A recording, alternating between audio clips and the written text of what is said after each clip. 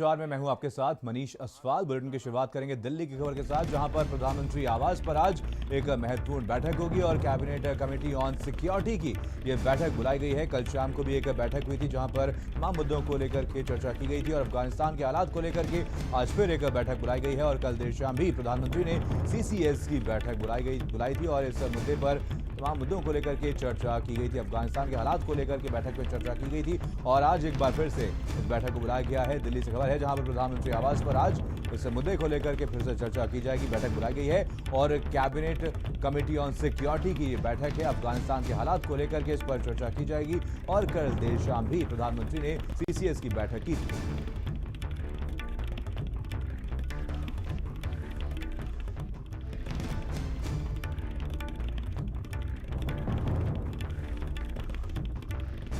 तो इस मुद्दे को लेकर के एक बैठक बुलाई गई है। अवैस उस्मानी हमारे साथ, हमारे संवाददाता इसी खबर और ज़्यादा जानकारी के साथ जुड़ गए। अवैस, यहाँ पर एक महत्वपूर्ण बैठक आज फिर से बुलाई गई है, प्रधानमंत्री आवास पर यह बैठक होने वाली है। क्या कुछ मुद्दे इसको लेकर के आज चर्चा की जाएगी और जो लोग वहाँ पर अभी भी फंसे हैं, भारतीय नागरिक जो अफगानिस्तान में अभी भी फंसे हैं, उनको निकालने के लिए क्या कुछ तैयारियां की जा रही हैं? कल की अगर बात की जाए तो कल शाम को भी एक महत्वपूर्ण बैठक बुलाई गई थी, प्रधानमंत्री मोदी की अध्यक्षता में बैठक हुई थी। उस दौरान क्या कुछ चर्चा हुई है?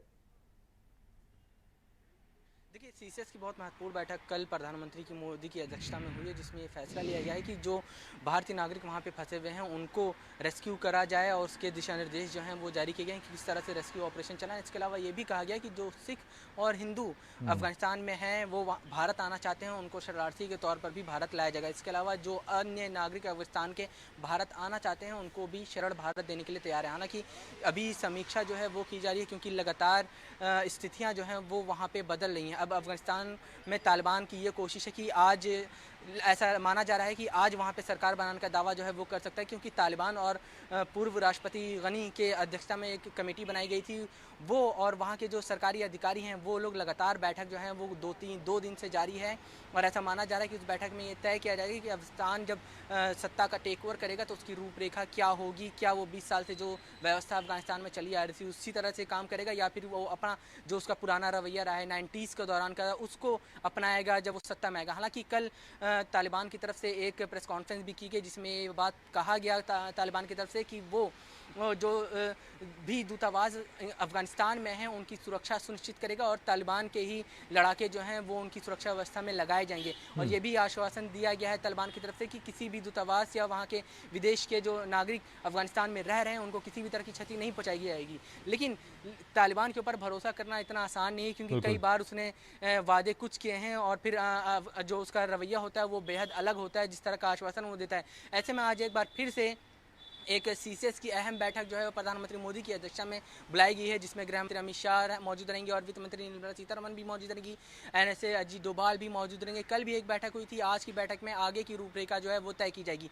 क्योंकि कल की अगर बात करें तो कल C-17 एक भारतीय वायुसेना का विमान है जो लगभग 120 लोगों को, जो भारत के नागरिक हैं जिसमें राजनयिक भी शामिल थे, दूतावास के लोग भी शामिल थे, उन लोगों को लेकर भारत आया था। उसके बाद से फिर अब ये माना जा रहा है कि और भी जो लोग वहाँ फंसे हुए हैं, लगभग माना जा रहा है कि 300 से ज़्यादा लोग अभी आधिकारिक तौर पर वहाँ पे फंसे हुए हैं। बाकी जो और दूसरे नागरिक हैं भारत के, वो भी वहाँ पे बताया जा रहा है कि बड़ी संख्या में फंसे हुए हैं। तो ऐसे में सोशल मीडिया पे जो लोग वहाँ फंसे हुए हैं वो लगातार वीडियो जारी कर रहे हैं और भारत सरकार से गुहार लगा रहे हैं। हालांकि स्थिति के ऊपर लगातार भारत सरकार की नज़र है और यही वजह है कि अभी आज जो बैठक होने वाली है वो बहुत अहम होगी CCS की, क्योंकि कल की बैठक में भी कहीं ना कहीं ये इशारा किया गया था कि वेट एंड वॉच की स्थिति रखी जाएगी। हालांकि जो रेस्क्यू ऑपरेशन चल रहा है वहाँ से लोगों को लाने का वो लगातार जारी रहेगा और उसमें तरजीह दी जाएगी जो भारतीय नागरिक हैं उनको, उसके बाद फिर जो हिंदू और सिख नागरिक हैं अफगानिस्तान के उनको, उसके बाद फिर जो लोग भारत की तरफ टकटकी लगाए देखें कि भारत उनकी मदद करे, उनकी भी मदद ज़रूर करने का आश्वासन जो है वो दिया जाएगा। इसके लिए दिशा निर्देश भी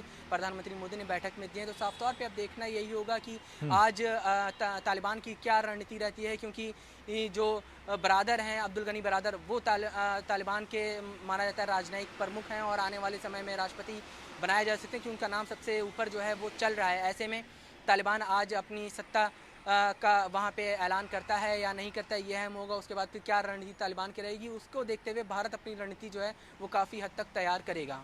बिल्कुल। वैसे यहाँ पर अगर बात की जाए अफगानिस्तान की या फिर उसके पड़ोसी देशों की, तो आज का दिन काफ़ी महत्वपूर्ण होने वाला है। भारत के लिए भी आज का दिन काफ़ी महत्वपूर्ण होने वाला है। जो आज की बैठक बुलाई गई है, क्या कुछ मेन फोकस रहेगा इस बैठक में, और क्या इस पर इस दौरान ये चर्चा की जा सकती है कि तालिबान से बात की जाए ताकि जो लोग अफगानिस्तान में फंसे हैं उनको निकाला जा सके?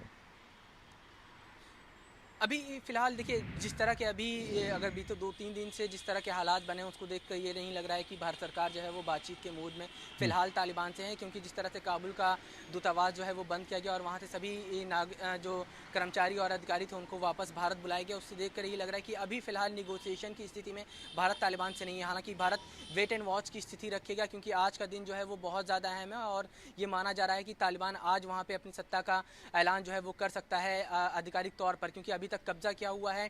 और ये भी बताया जा रहा है, कल एक बहुत अहम जानकारी जो है व्हाइट हाउस की तरफ से जारी की गई, जिसमें ये कहा गया कि जो हथियार अमेरिका के थे और जो चाहे वो हेलीकॉप्टर्स हों या फिर दूसरे इक्विपमेंट्स हों जो अफगानिस्तानी सेना को दिए गए थे या फिर अमेरिकी सेना जो है वो इस्तेमाल करी थी उनको बड़ी संख्या में तालिबान ने अपने कब्जे में ले लिया है। और ये भी एक खबर आ रही है कि आज भी अफगानिस्तान में तालिबान और अफगानिस्तान के राष्ट्रपति की जो सेना है उनके बीच में लड़ाई चल रही है और एक पर्टिकुलर एरिया है जिसके ऊपर अफगानिस्तानी सेना ने दोबारा कब्जा कर लिया है और पेचिंग करके एक इलाका है, वहाँ पे अभी भी जंग जो है वो तालिबान और अफगानिस्तानी सेना के बीच में जारी है। तो फिलहाल अभी भी स्थिति कुछ कहीं नहीं जा सकती है, क्योंकि अफगानिस्तानी सेना ने ये कहा जाए पूरी तरह से आत्मसमर्पण कर दिया है, ये सही नहीं होगा। लेकिन काबुल या और जो बड़े प्रमुख शहर हैं वहाँ पे ज़रूर आत्मसमर्पण कर दिया है और तालिबान ने अपना कब्जा जमा रखा है। लेकिन अभी भी कुछ इलाके ऐसे हैं जहां पर तालिबान और अफगानिस्तानी सेना के बीच में लगातार जो है वो जंग जारी है। तो अब ऐसे में यूरोपीय यूनियन की तरफ से भी एक